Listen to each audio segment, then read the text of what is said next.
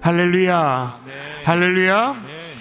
지난번 제가 칼렙 국제 포럼에 가서 지난 한 주간 동안 다녀왔었잖아요. 그 전주에 LA에서 오신 목사님과 짝이 되어서 매일 아침마다 조식 메이트가 되어져서 식사 교제를 나누는데, 제가 이렇게 물었습니다. 요즘 이민사회가 트럼프가 유수가 많이 나오니까 트럼프 때문에 술렁이죠. 그렇게 물었어요. 왜냐하면 예를 들면 미 하버드 대학에 그걸 겨냥해가지고는 유학생들 다 돌려보내고 막 압박하고 강력한 이민 정책을 펼치니까 그렇게 제가 물었어요.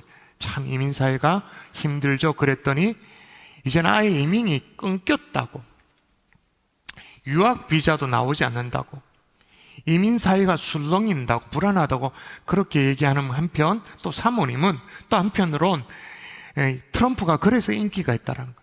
강력한 이민 정책을 펼쳐주니까 그동안 완전 엉망이었는데 그래서 좋아하는 사람들도 많다, 그런 얘기들 해요.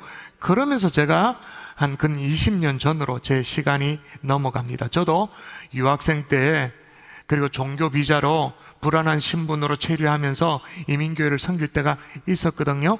그 당시에 라디오 코리아라고 해서 지금 또 이민사회의 대표적인 방송인데, 그 옛날 가수 이장이라는 가수가 1989년도 미국의 로스앤젤레스에 세운 미국 한인사회 최초의 라디오 방송국이 라디오 코리아예요. 영화 세시봉의 그런 배경이 이제 스토리가 나오는데, 하여튼 제가 그 방송을 제가 한 꼭지를 다룬 적이, 제가 이래봐도요 방송국의 프로그램을 담당했던 사람입니다. 그것도 매일 제가 죽는 줄 알았어요. 이야, 매일 펑크가 나면 안 되니까 어떻게 할 수가 없어. 그러니까 그게 어디 가겠어요? 어디 안 가고 제 안에 DNA가 각인돼 있잖아요. 그러니까 우리 교회 행복 토크도 해보고 철저하게 예배 큐시트도 만들고 그렇게 하죠. 하여튼 간에 그 어려운 사역을 함께 해줬던 귀한 동력자 집사님이 계셨는데, 그분이 궁금해져서 어느 날 물어봤죠. 제가 그 집사님께, 그 옛날 얘기입니다. 집사님 왜 이민 오셨어요? 라고. 왜냐하면 얘기를 들어보니까 그분이 한국에서 아주 잘 나가는 대기업에 정말 잘 나갔던 분이거든요. 이름만 대면 다 알 정도로.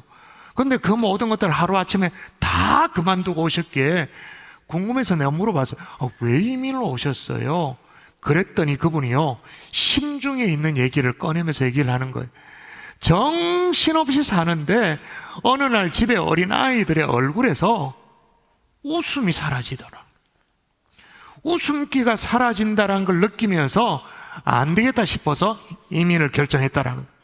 그래서 이민을 와서 보니까 고생은 되지만 아이들의 얼굴에 다시 한번 어둠의 그림자가 사라지고 다시 해맑게 웃게 되었더라라는 얘기를 지금부터 거의 한 20년 더 되죠. 그때 얘기를 했어요.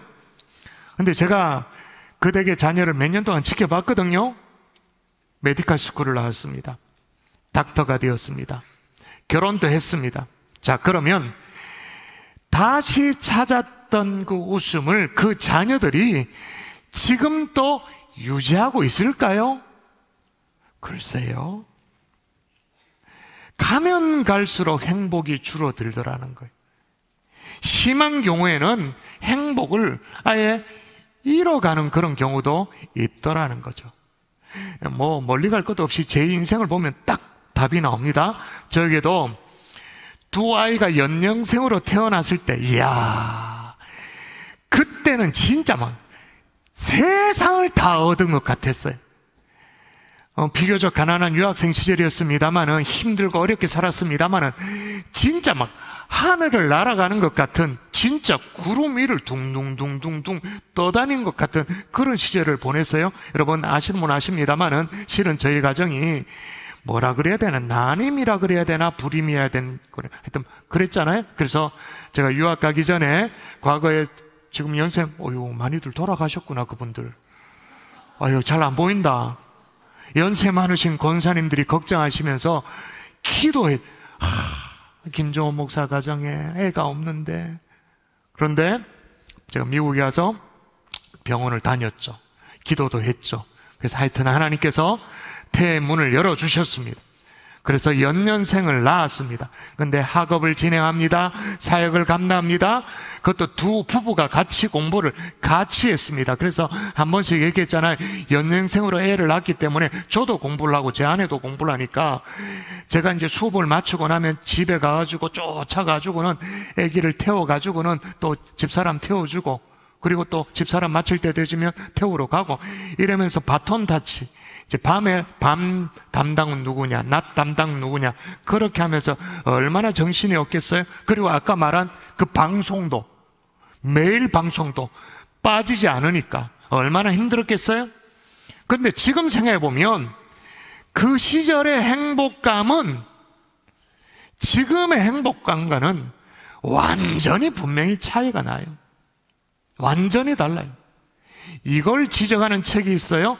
영국의 경제학자 교수였던 리처드 레이먼드라는 사람이, 책점이 뭐냐면 행복의 함정입니다. 근데 위에 소제목으로 적어놓은 책점이 뭐냐면 가질수록 행복은 왜 줄어드는가? 가질수록 행복은 왜 줄어드는가? 라고 말했는데, 오늘 여기서 제가 설교 제목을 좀 따왔어요. 갈수록 행복은 왜 줄어드는가? 가질수록이 아니라 갈수록. 여기 보면 일명 이 교수의 이름을 따서 레이어드 가설이라는 게 나와요. 그 이론을 설명하는데, 무슨 얘기냐? 일반적으로는 소득이 올라가면 행복지수도 같이 오르잖아요. 그렇다고 생각하잖아요. 우리가 벌이가 괜찮으면, 형편이 나아지면 행복도 같이 올라간다, 그렇게 생각하는데, 이 레이어드 가설은 뭐냐? 소득이 오르면 행복지수도 오른다고 생각하지만 그렇지 않더라는 거예요. 꼭 그렇지 않더라는 거예요. 그에 따르면 국가별로 행복을 느끼는 그 지수가 어느 점에 가서는 정체되어지는 지점이 나오는데, 그게 언제냐?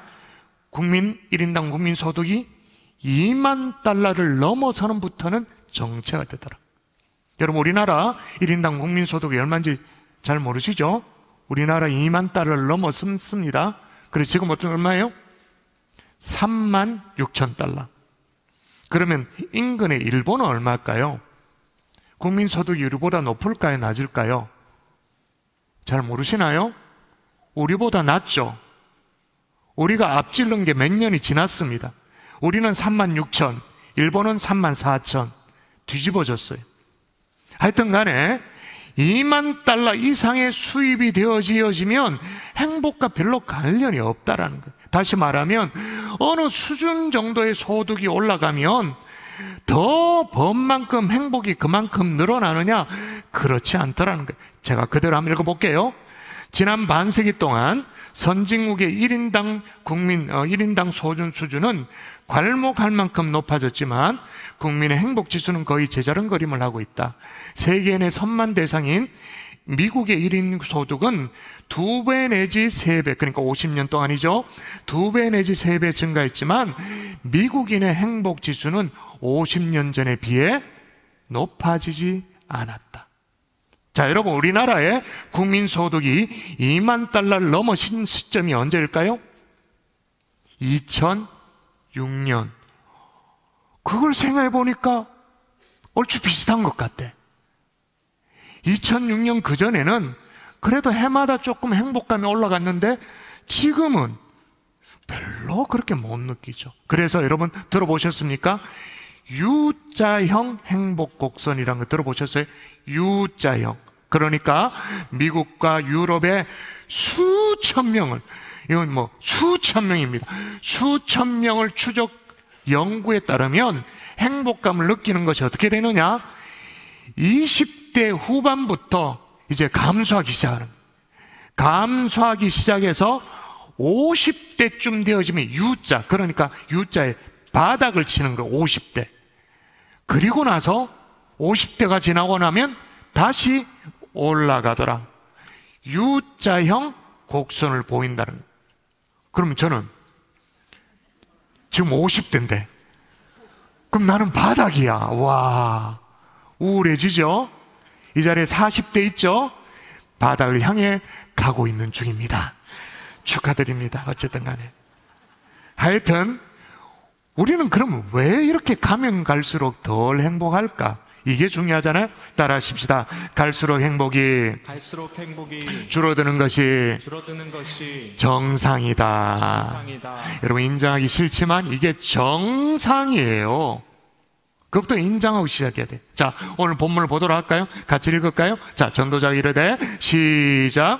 전도자가 이르되 헛되고 헛되며 헛되고 헛되니 모든 것이 헛되도다. 여러분, 왜 전도자 이렇게 고백할까요? 복잡하지가 않죠. 가면 갈수록 행복이 줄어들더라, 만족이 없더라, 너무너무 허무하더라. 여러분, 여기서 말하는 전도자가 이르되, 이 말은 우리 식으로 말하면 전도대 이런 게 아니에요.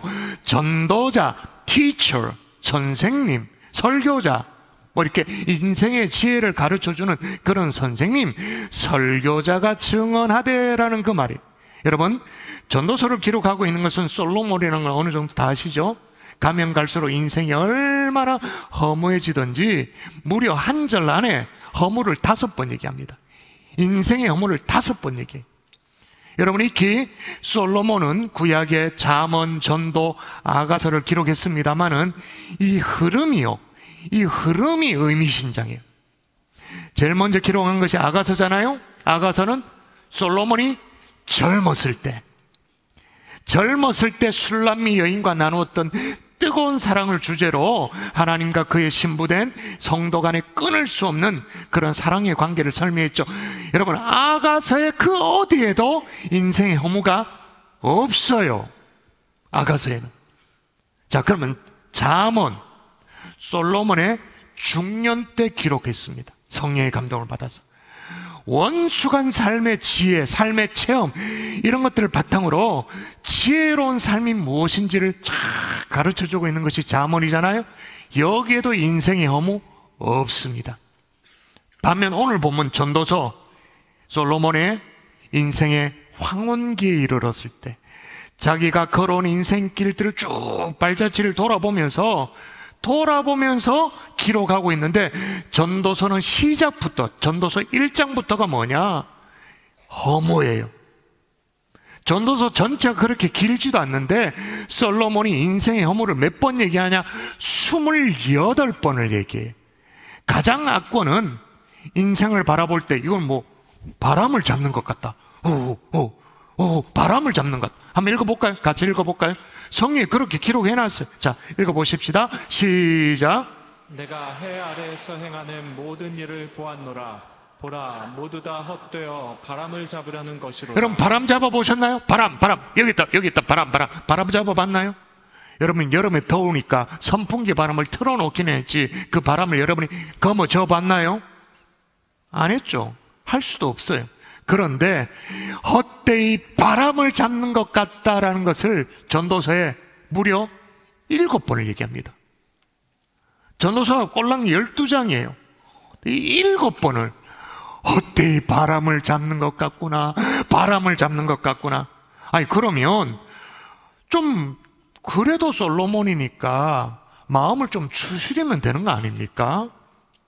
마음을 좀 단단히 붙잡으면 그러면 되는 거 아닙니까? 근데 솔로몬이 대답을 해요. 다 해봤다 이것들아. 나도 다 해봤다. 뭐라고 말합니까? 읽어보십시다. 같이 시작. 나는 내 마음에 이르기를 자 내가 시험 삼아 너를 즐겁게 하리니 너는 낙을 누리라 하였으나 보라 이것도 헛되도다. 그러니까 마인드 컨트롤도 다 해봤다라는 거예요. 자, 시험 삼아 너를 즐겁게 하리니 너는 낙을 누리라. 다 해봤다라는 거예요. 마음도 다 잡아보고 애쓰고 노력도 하고 그런데 결국이 뭐라고요?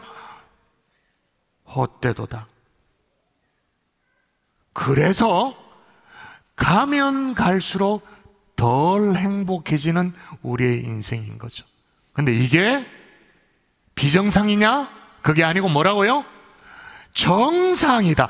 그럼 왜 정상이냐? 왜냐하면 세월이 워낙 빨리 지나가기 때문에 그런 거예요. 솔로몬이 뭐라고 고백했는가 또 읽어보도록 하십시다. 자, 한번 읽어볼까요? 같이 시작. 해는 뜨고 해는 지되 그 떴던 곳으로 빨리 돌아가고. 예, 해가 뜬대요. 해가 뜨는데 뜨는데 뜨고 해가 진대. 뭐 당연한 얘기를 하잖아요. 그런 얘기면 나도 하지. 해가 뜬다 진다. 근데 중요한 건 뭐냐요? 그 떴던 것으로 빨리 돌아가고 세월이 너무 빠르게 지나간다라는 거예요.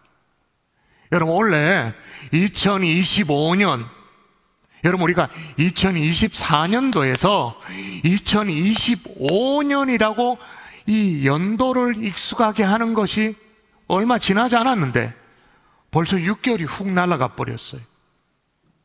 제가 우리 경산조항교회 제 나이 40에 담임 목사로 왔거든요. 이제 한 몇 년 있으면 제 나이가 60이 돼. 막 슬퍼져 내가. 그거 생각하면 우리 교회가 참 행복한 교회이지만 갑자기 우울해져요. 며칠 전에 우리가 대통령 선거를 했잖아요. 어떤 분은 그래요. 가는 세월을 이렇게 얘기하더라고요. 앞으로 내 평생 내 손으로 대통령을 몇 번 더 뽑겠나. 여러분 스스로 투표를 몇 번 좀 할 것 같아요? 한 10번 할까요? 앞으로 한 3번쯤 더 할까요? 어쩌면 어떤 분은 원래 지난 선거가 마지막 선거인 분도 계실 수도 있어요. 그러니 행복감이 떨어지죠. 인생의 수고가 막 느껴지고 헛되게 느껴지고. 그래서 3절에 보십시다. 뭐라고 말하냐? 여러분 같이 읽어볼까요? 해 아래서 시작. 해 아래에서 수고하는 모든 수고가 사람에게 무엇이 유익한가? 근데 이것만 있는 게 아니라 가면 갈수록 또 피곤해. 너무 피곤해. 전도자가 이렇게 또 고백을 해요. 제가 읽어볼게요. 모든 만물이 피곤하다는 것을 사람이 말로 다 말할 수 없나니 눈은 보아도 족함이 없고 귀는 들어도 가득 차지 아니하는도다. 모든 만물이 뭐하다고요? 뭐하다고요? 피곤하대요. 피곤해요. 자, 여러분 물어보십시다. 왜 만물이 피곤할까요? 왜 만물이 피곤할까요? 물어볼게요. 만물이 피곤한 걸까요? 만물을 보고 있는 자기가 피곤한 걸까요? 실은 지가 피곤해. 그래서 그걸 투영시켜. 아이고, 다 피곤하다. 눈은 봐도 족함이 없고 귀는 들어도 차지 아니하고, 한마디로 마음이 편치가 않는 거예요. 그러니까 가면 갈수록 행복하지가 않아. 그러니 갈수록 행복이 줄어드는 것이 어쩌면 정상인 거예요. 이걸 내가 어떻게 고쳐버리라 마음먹는다? 그럼 사람이 이상해져요. 공연히 스트레스만 받아요. 일본에서 열린 할아버지 할머니를, 오늘 일본과 비교해서 좀 얘기를 했었는데, 할아버지 할머니들 모여가지고 짧은 시를 공모를 했습니다. 공모전에 당선이 된 작품이 있는데 제가 할머니 할아버지의 시라고 말했습니다. 한번 소개할게요. 전에도 몇 번이나 분명히 말했을 터인데 처음 듣는다. 종이랑 펜을 찾는 사이에 쓸 말을 까먹었네. 개찰구 안 열려 확인하니 진찰권. 쓰는 돈이 술값에서 약값으로 변하는 나이. 내용보다 글씨 크기로 고르는 책. 손을 잡는다. 옛날에는 데이트, 지금은 부축. 손가락 하나로 스마트폰과 나를 부리는 아내, 우리 마누라. 한때는 요정, 지금은 요괴. 이봐 할멈, 입고 있는 팬티 내 것일세. 할멈, 개한테 주는 사랑 나한테도 좀 주구려. 동창회 식후에 약 설명회. 여러분 아직 그게 뭔 말인지 모릅니다. 동창회로 모였는데 식사를 다 마쳤는데 이게 무슨 약 설명회 같다 그 말이에요. 자기소개, 취미와 지병 하나씩 말한다. 안약을 넣는데 나도 모르게 입이 벌어진다. 비상금 둔 곳을 까먹어서 아내에게 묻는다. 분위기를 보고 노망난 척 위기를 넘긴다.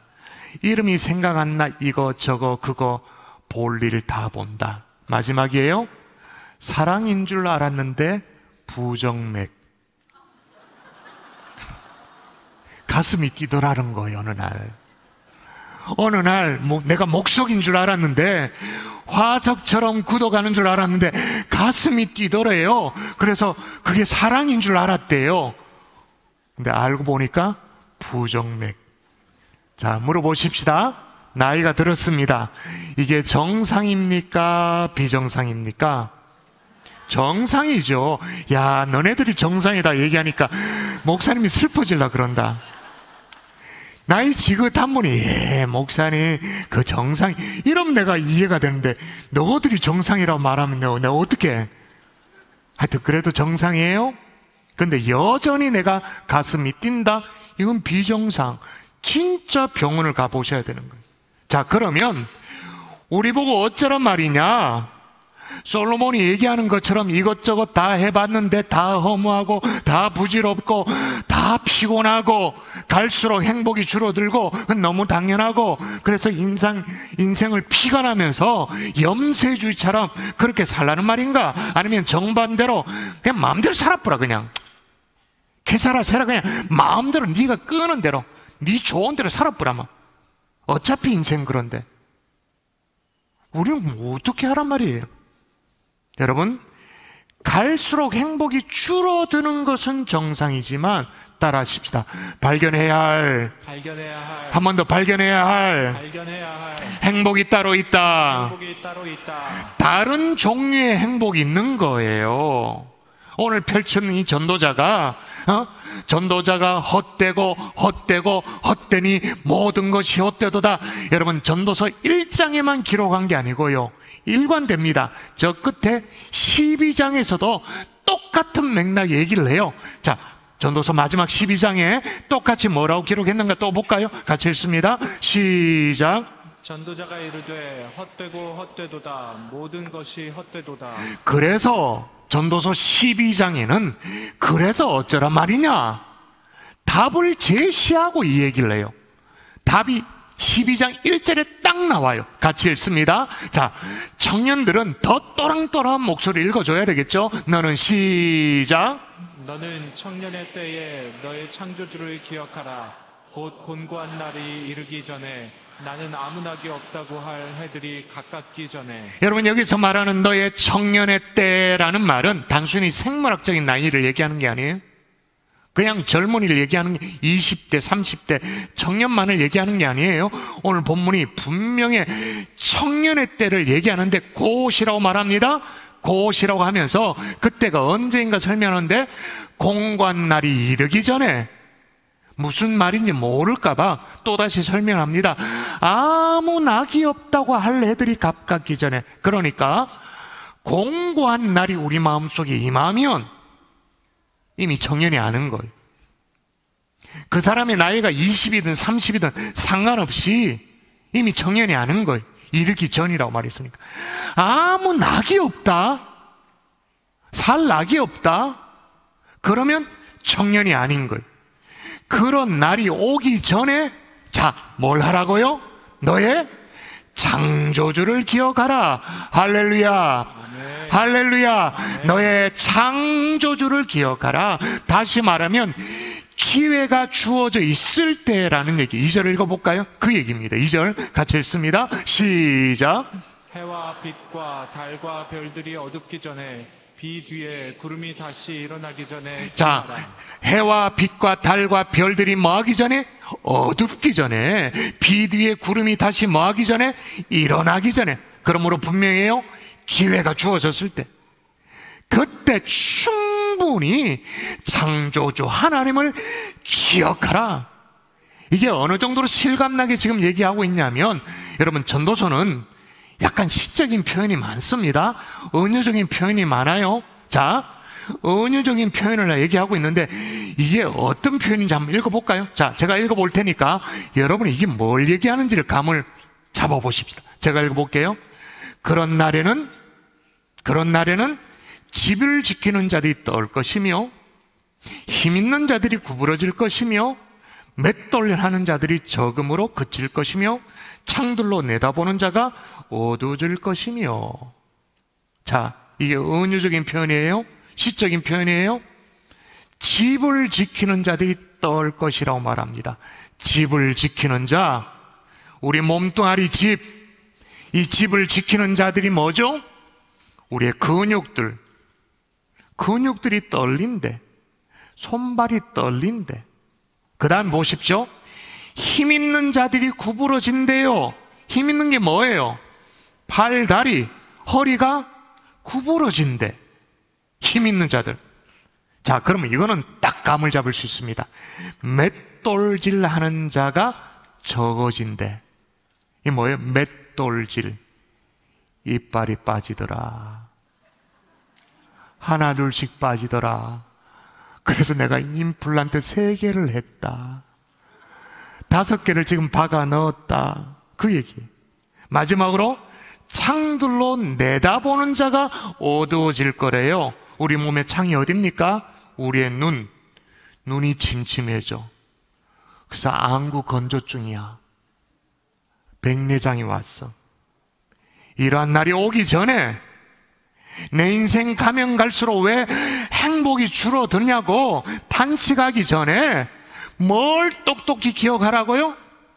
창조주 하나님을 기억해라. 자, 그러면 좋습니다. 아니, 창조주 하나님을 기억하는 것 좋은데 왜 그렇게 해야 되느냐? 창조주를 기억하면 뭐가 달라지는 게 있느냐? 예, 달라집니다. 우리 속에, 우리 밖에 아닙니다. 우리 속에 하나님이 뭘 허락하셨는지가 깨달아지는 거예요. 창조주를 기억하면 그 하나님이 우리 밖에 아니에요. 우리 속에 하나님이 우리에게 뭘 넣어주셨는지를 발견하게 되어지는 거죠. 자, 아주 원초적인 질문을 하고 넘어가십시다. 오늘 행복을 얘기하고 있는데 여러분, 행복이 어디 있다고 생각하십니까? 우리 밖에 있습니까? 우리 속에 있습니까? 다시요. 행복은 우리 밖에 있습니까? 우리 속에 있습니까? 잘 모르겠어요?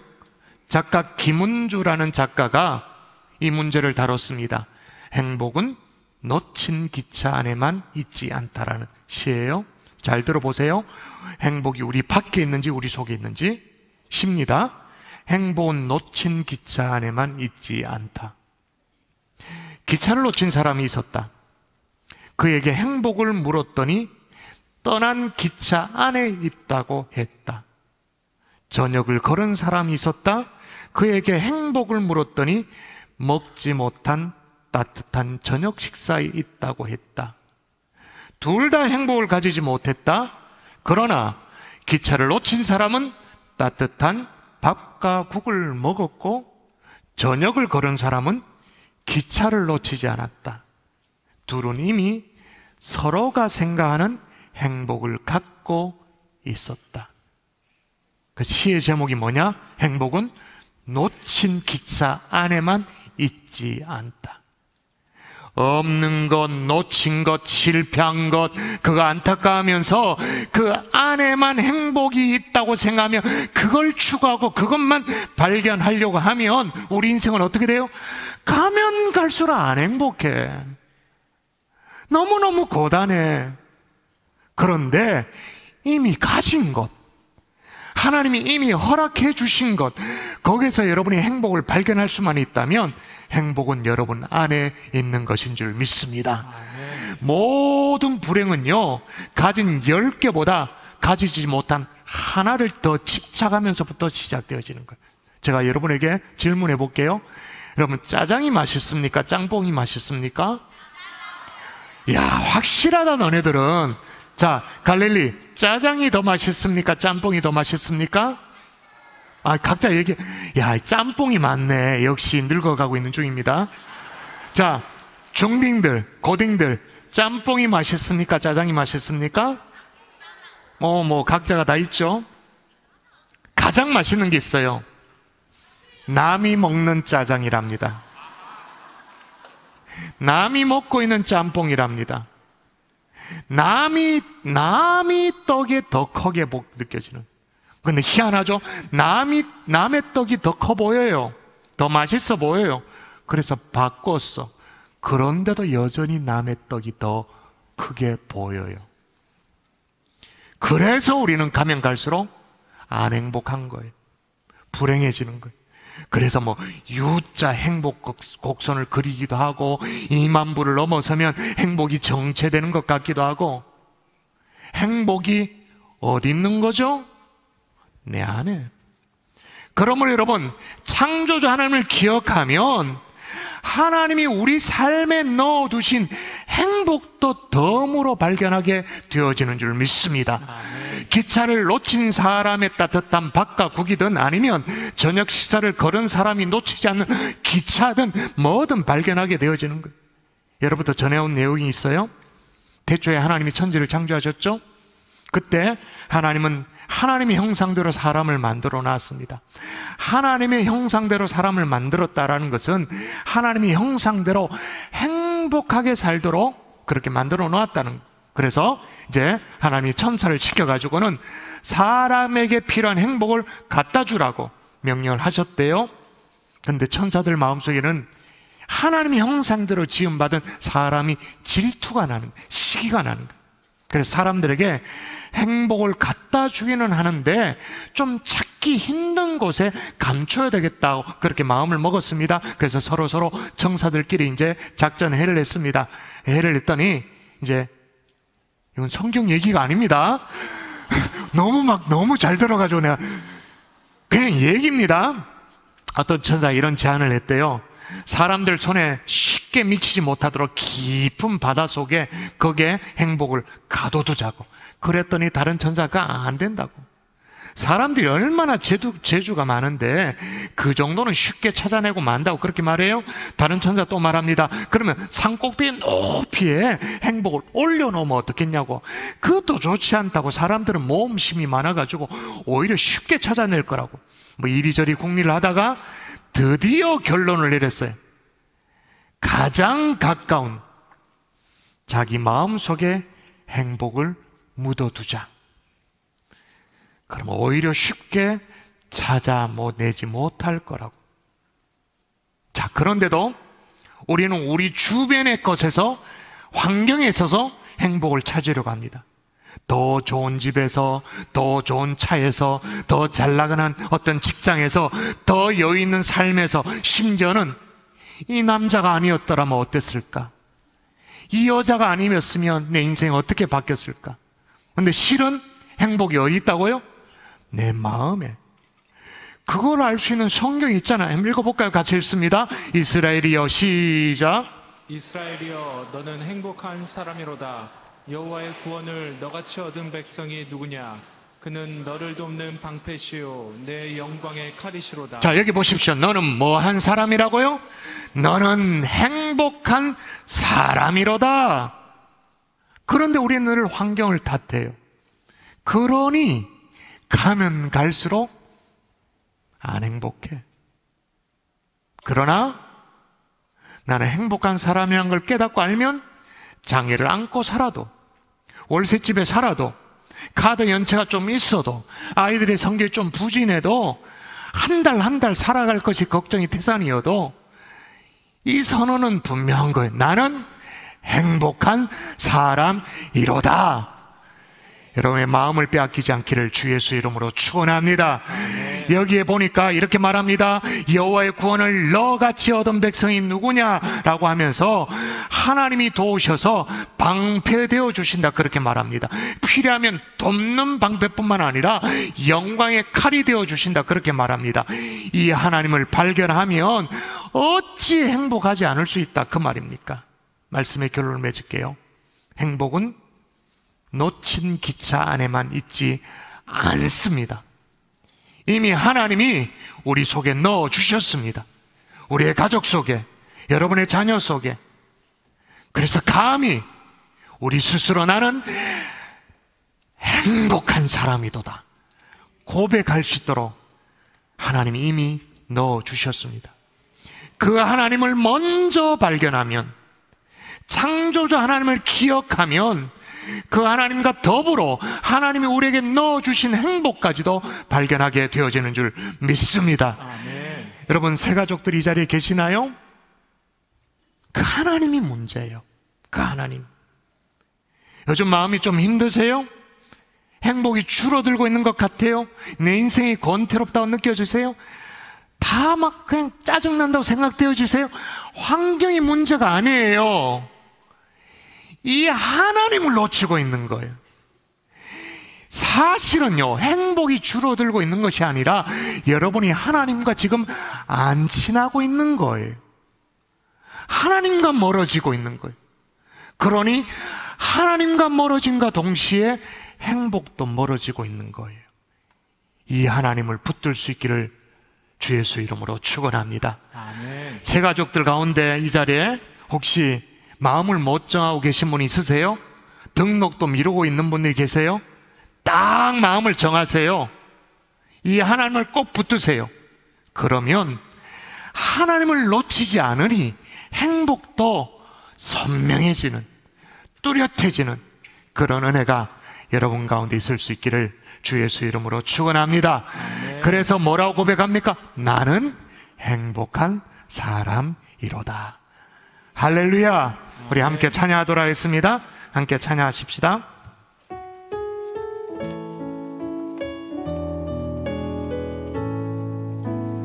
괴로울 때 평화의 주님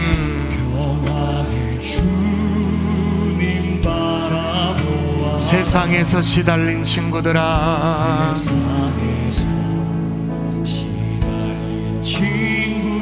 위로의 주님 눈을 들어 주를 보라 주를 보라 내 모든 염려